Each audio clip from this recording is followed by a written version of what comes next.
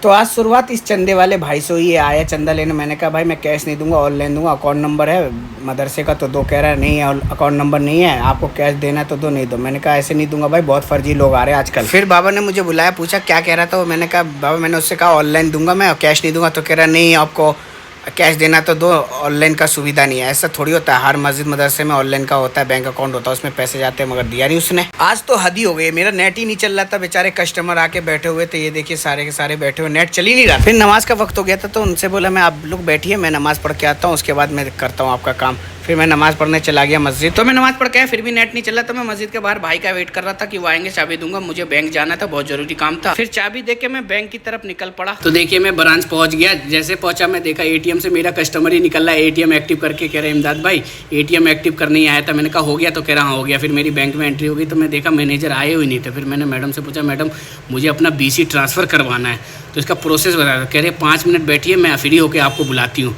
फिर मैं वहीं बैठ गया। तो जिस काम से आया था वो काम हो नहीं पाया। मैडम ने कहा 2 दिन के बाद आइए। फिर मैं चुपचाप अपने घर की तरफ चला। घर पहुंचा तो मेरी गुच्चू ऐसे देख रही है कि जैसे लग रहा है अब्बू चेंज हो गए।